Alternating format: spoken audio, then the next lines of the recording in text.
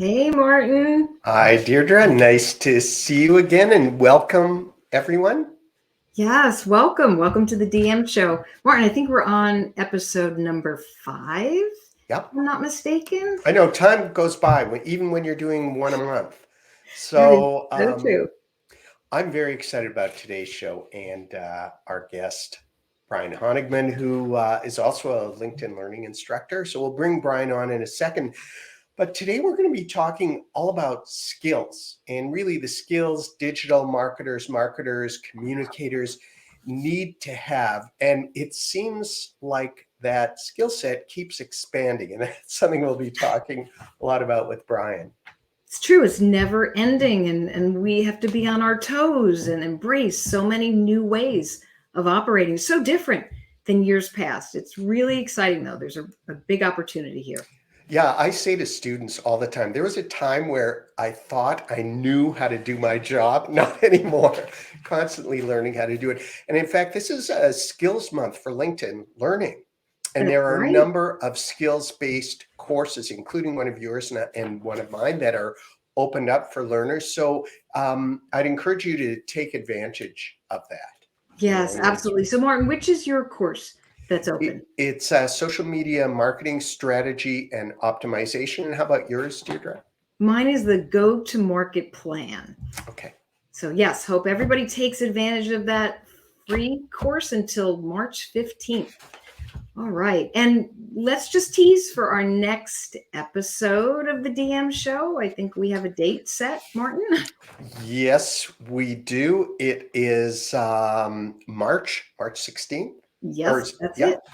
Yep. And so we'll have more details on that Coming coming up. soon. And for everyone who's here, please feel free to introduce yourself in the comments. If you have any questions, comments, shout them out. But why don't we bring on Brian? Yeah, absolutely. Okay, so joining us on the show today is Brian Honigman, and he is a Philadelphia-based marketing consultant. He's an adjunct professor, and he is also a LinkedIn learning instructor. And Brian works with organizations to develop actionable strategies to earn results with their content marketing, digital marketing, and social media programs. So let's get Brian in here. Hi. Hey there. How are you, Brian? I'm well. Thank you both for having me. Hello to everybody. Please say hi in the comments. Drop your questions to us at any point. We want this to be a discussion, and it's going to be a great discussion between the three of us and all of you. So thanks for having me. Oh, you're welcome. Well, we just want to dive right in, but let's set the stage a little bit because I don't know about you and everybody out there who's with us, but when it comes to skills, there's this great opportunity, but at the same time, there's the pressure and sometimes the anxiety and the overwhelm of all the things that we need to learn. So what are your thoughts on that? Thank you for starting with this point, because I think this is critical to address at the beginning of the conversation. So learning something new, there's some friction there. Sometimes we're in the mood to take on a new challenge and excited about a particular area. And then, as people, there's going to be times where you're like, I'm not as excited to grow right now. I want to stick with what I know. I want to stay here. It's comfortable here.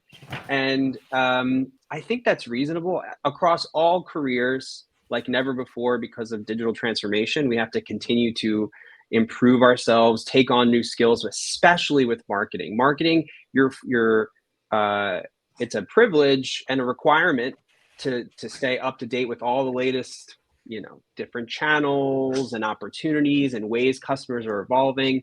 And it's exciting. It keeps us on the leading edge. It keeps us in touch with what our customers need and the technologies out there that can save us time and everything. But I would just say that it's okay to feel anxious about it sometimes and feel like frustrated. I certainly have. To be honest, I think there's an author, John Acuff, who writes all different kinds of like productivity books, and he has a good framing in one of his books about life seasons. I think in your life, you're going through different seasons, and certain seasons in life, you'll be more excited to learn more excited to bring on a new skill set. And then other seasons of life, you're like, I know I have to do it, but there is some anxiety there. I feel like myself, when I was in my 20s, I was much more excited to learn and dive into more aspects of marketing. And now with AI, which we'll talk about today, there's been moments where I was like, I'm just like, more things.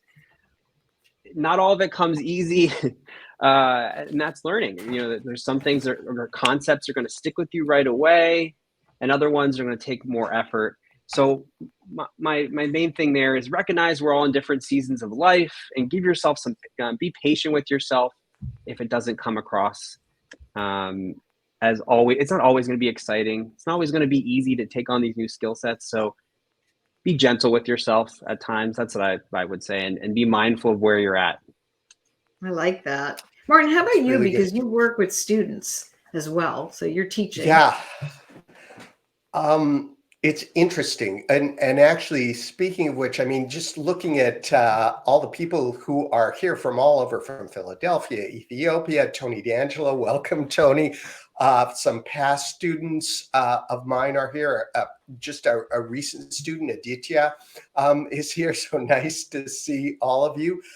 I think it's tough for students too, because you go in to learn something and you have to sort of get into that keep learning mindset. From an instructor or professor's perspective, I go into a class thinking, okay, what am I going to learn today too? Because I know that all the students have different backgrounds, perspectives, and also skill sets based on what they've done, work they've done, interests they've had.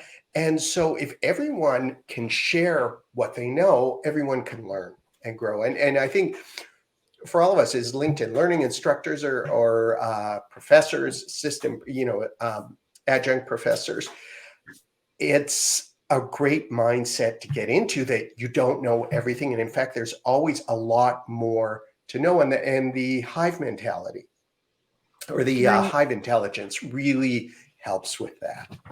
Yeah, that's true. I always, whether I was teaching or working with colleagues, clients, it's always about being the tech tester. Just that curiosity and wanting to explore. It's okay if you're not an early adopter, but there's no time like the present to explore and tech test. And I think you need to carve out a little bit of time, maybe every day, to do some tech testing of all these wonderful tools that go along with the skills that we need to learn.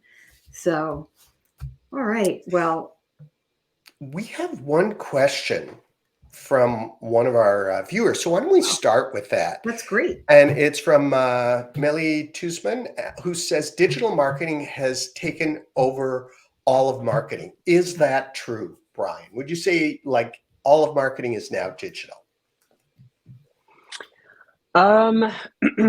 It's a bigger percentage of the pie, without a doubt. I think there is still lots of offline marketing that is effective for certain types of businesses, and should be a percentage of the pie. But for the most part, a majority of businesses must have some form of digital presence, as simplistic as a website or activity on one social channel versus the other. The kind of legacy traditional marketing channels effectiveness has been reduced in many ways. So digital marketing really is the kind of bigger portion of marketers' time now, like never before. So I don't think it's to diminish and say that there's no value in print or outdoor advertising or event activations. There's all kinds of value there that, depending on your business, it should be part of your strategy. But most businesses are going to get are going to be able to drive results from online marketing or digital marketing, as you will, to the point where I'm sure there's always this argument of like, what do we call marketing? Should we even say digital marketing anymore? So we just say marketing, and these are all just different aspects of it, right? But yeah, I think most businesses find success with marketing campaigns on different channels and experiences with an online component. It's not to say the offline is or traditional marketing is gone. It's just a smaller part of the pie. That's kind of my thinking on it. I see it that way too. And even though we are still doing traditional marketing, it will end up as digital marketing. Even if you just look at the event, when you have an in-person event, whatever you're doing Yes. at that event, you're going to see the snippets of video. You'll see whatever photos are coming out of it. It'll be online, social media, and it's extending the length of the marketing effort. So it is a win-win. And Yeah. go ahead, Mark. And soon we will have AI digital assistants greeting us when we come to the in-person events. You can go, hi, I'm looking for such and such a session. And they'll say, oh yeah, just go down here. Exactly. So speaking of AI, which is definitely a trend in marketing, maybe share some thoughts, Brian, about AI, if you want to talk about Chat GPT or any of those tools. Sure. I think Martin is potentially the expert on AI compared to me, but my general approach to AI as it applies to marketing right now is to, like you said, be a tester, understand what tools are available, and see how they work, what kind of support they can provide your company, your campaigns, and see how the tool landscape, assess the tool landscape and see which options could help you save time, come up with more ideas, generate content across different platforms, whatever it may be. I think there's one narrative that like AI is going to replace marketing. I think that doesn't really have a lot of validity to it. I think the better phrasing is like, the marketers that are going to continue to succeed will have embraced AI as a part of their overarching toolkit. And I think, Chat GPT, I always struggle with the name of that, it has gotten a lot of airtime in the AI space, which is great. They've done really cool things. But, we were talking before we went live, there's so many tools out there for businesses of all sizes, particularly small businesses. I think right now, small businesses, the marketing of small businesses is where there's a lot of value right away, right now. So small businesses can't typically afford a great marketer or don't have the resources or time to spend on marketing. Now you can get a blog post or get images created for your social media or copy for some AdWords. And it's not to say it's going to be perfect and ready to go generated from these tools, but it's a much more solid starting point for a small business. So that's like a big standout for me. A small business really win with these AI tools. But yeah, assess the tool landscape and see what's of interest to you. One tool that I keep touting, I should become like an ambassador for them or something, but it's called Peebly. I'll drop it in the chat. It basically, you upload a photo, a product photo. Let's say you have, you're a mascara brand and you have all different kinds of mascara and you have a photo of your actual products, but you don't necessarily have enough money to go and do a whole professional shoot. You just upload your product images to Peebly and it will professionally generate all these different photos of your mascara in the desert with a desert background, like it was actually photographed there. It'll have it on a flower background. It'll give you all these different different scenes to feature your product front and center, whether that's across social media or other promotional materials, as if it's from a professional shoot without having to go and pay for the professional shoot. So that's just like one tool that comes to mind that's really cool, has a free version, and that's excited me and showed me the value. And it doesn't look like some edited photo that I did in Photoshop. It looks like it's, a full, real product shoot. So that's just one of many, many tools. Earlier, we were talking about Lumen 5, was it? Yeah, I did that today. I actually pulled a URL from my website and created a video. And I showed my husband and he said, oh my gosh, this is actually pretty good. Until we got to the spot where it was talking about aligning verbal, vocal, and nonverbal cues. And there was a picture of a doctor inserting a needle into somebody's lip giving Botox. So that was a shocker. Don't Oh my know goodness. why or how, but that just goes to show you that you need the human. You can't just create a video and publish it. You really have to scrutinize a little bit and make sure your images and anything that's pulled is accurate. Yeah. It's a wake-up call.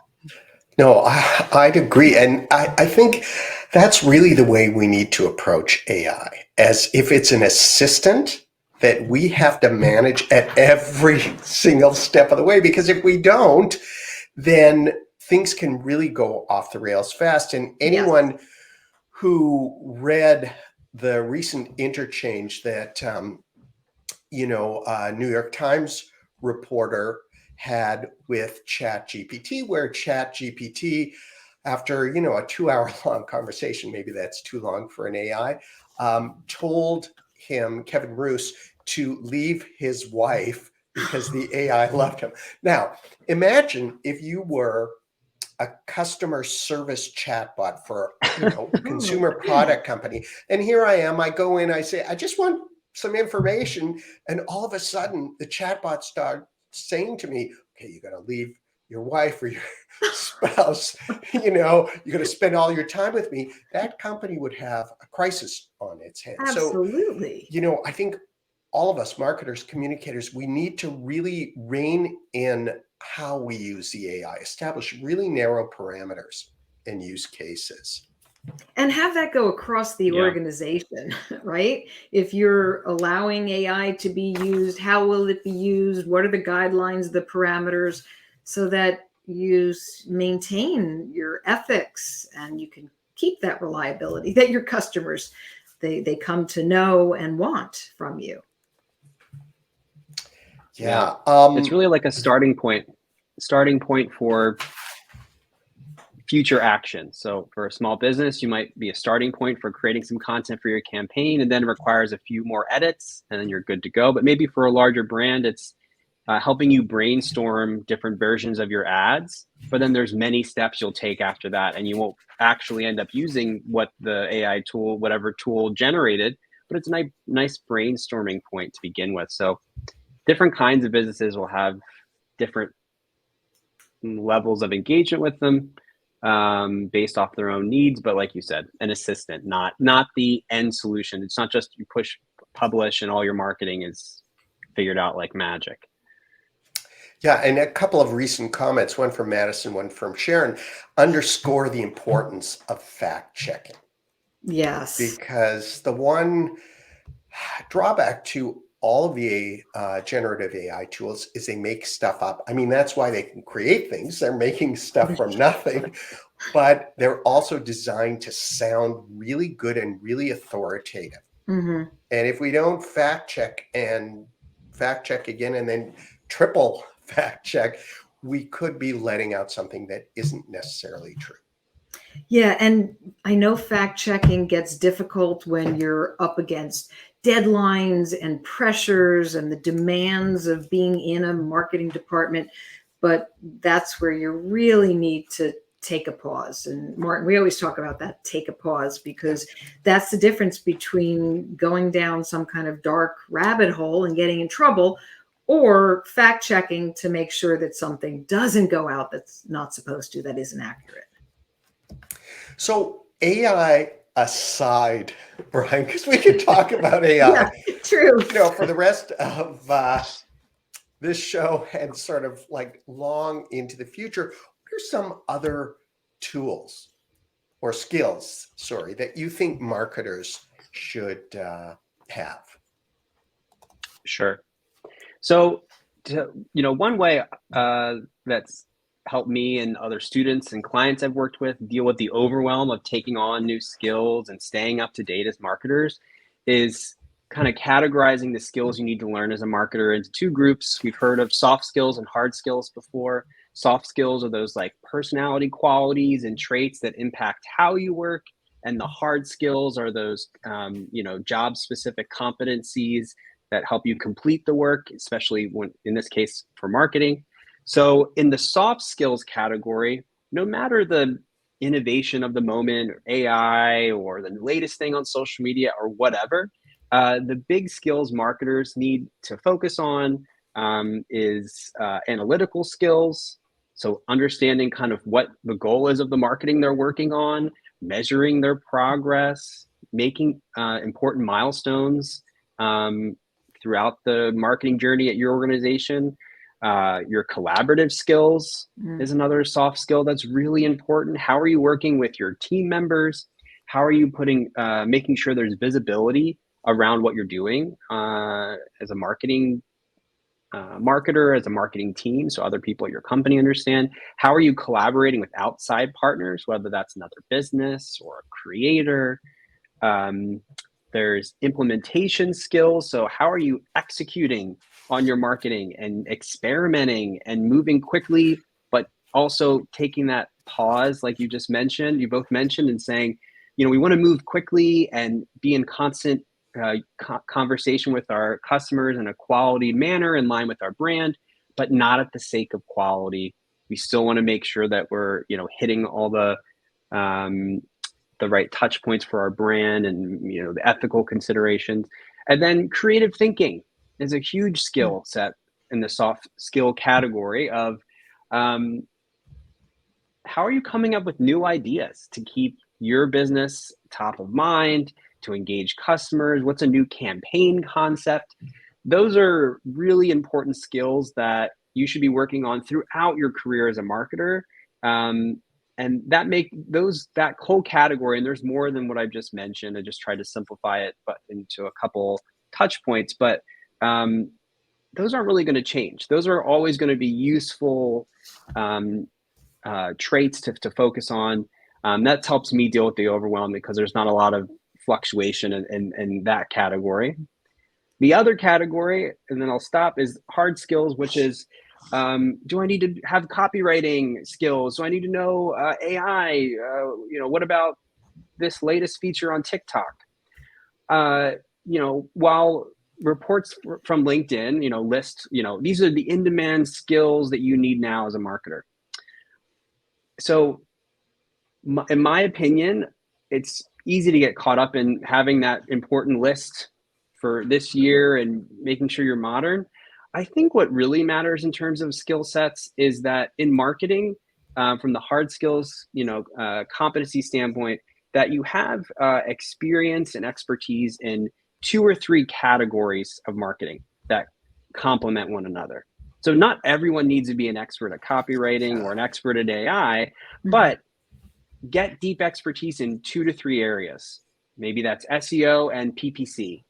And those complementary skills and experiences can really protect you as a marketer as you navigate your career.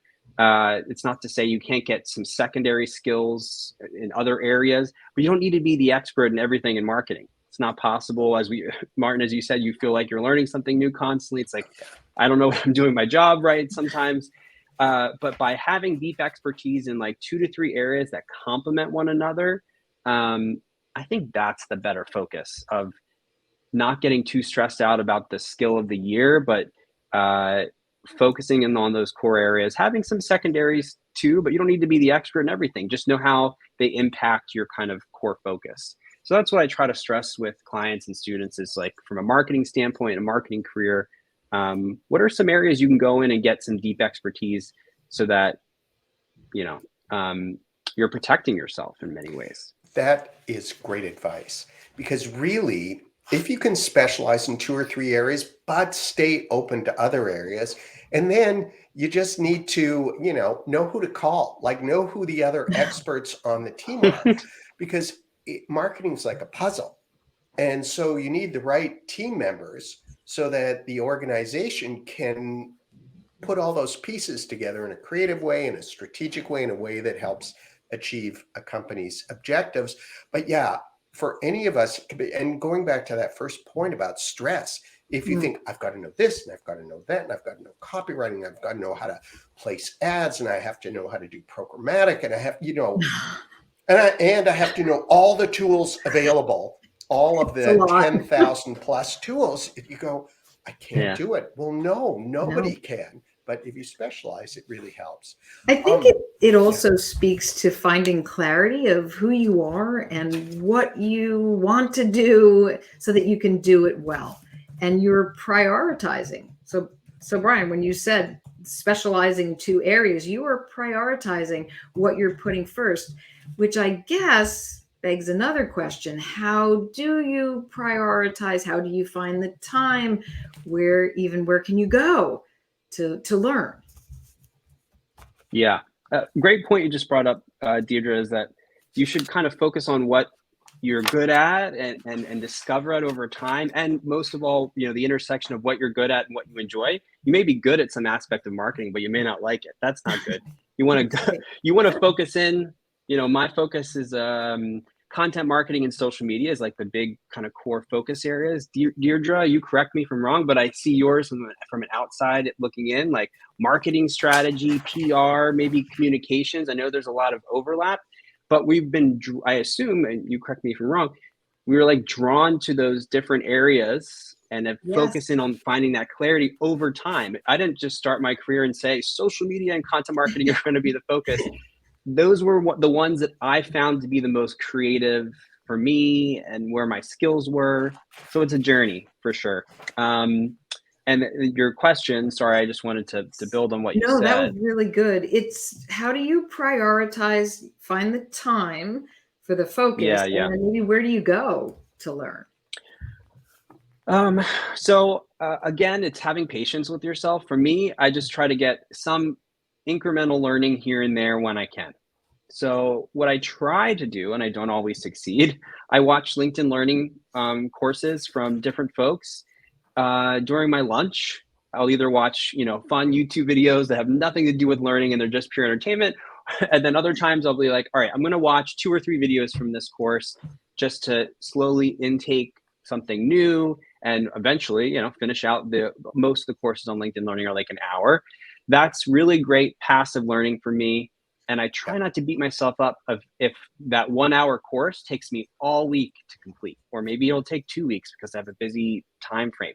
Just adding in that little bit of learning when I'm, at my desk. I work from home, so I'm not saying if you work at a company you should be alone at your desk eating your lunch, but I'm home here alone.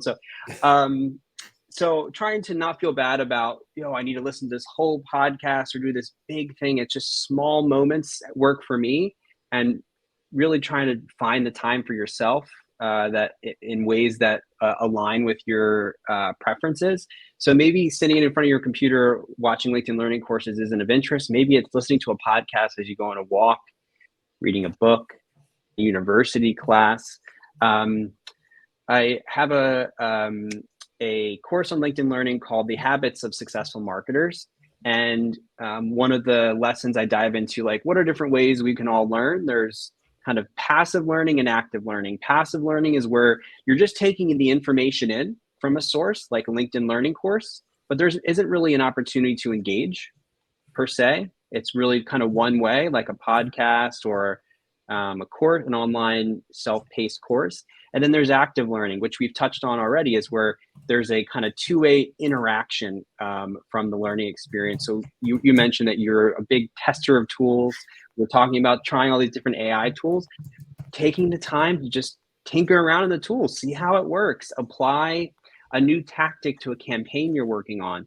That's active learning. Taking a university course where the instructor is live with you, asking you questions, or you can ask questions of them. Those are 2 different categories to be thinking of. I like to categorize everything if That's good. that's a constant Helpful. theme.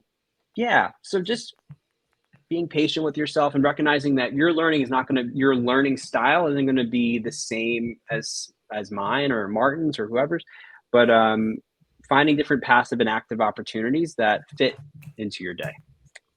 Excellent.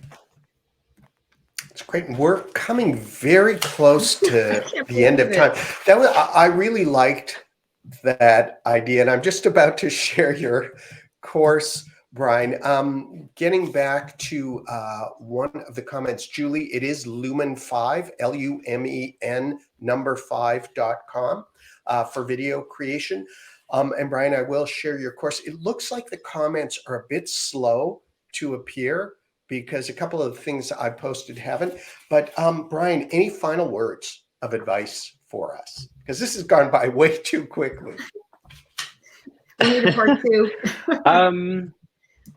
Totally. I mean, continuing on the feeling of overwhelm that's associated sometimes with taking on new skills and learning, and that friction, that's when you're really getting to the good stuff, when there is some pushback, internally, is try to find learning opportunities that you enjoy, that there's some aspect that that resonates with you. Maybe it's a personality. For me, there's a podcast called Pivot with Scott Galloway and Kara Swisher. And it's not really about marketing. It's about business in general. And they're very experienced, opinionated kind of thought leaders in the business space.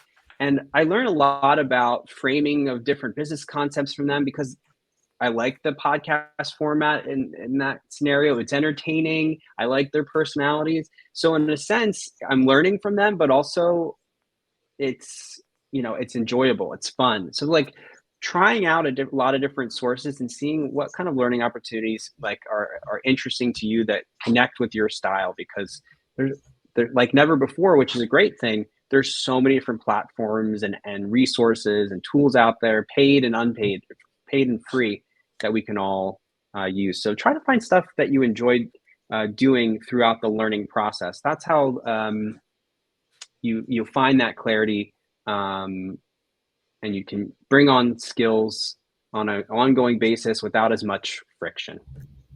So yeah, the big theme today was avoiding the overwhelm of learning new skills, which is important to do. Try to do. And then learn new skills. Right. Opportunity, clarity, and fun. Let's not forget, we have to have fun. That's it.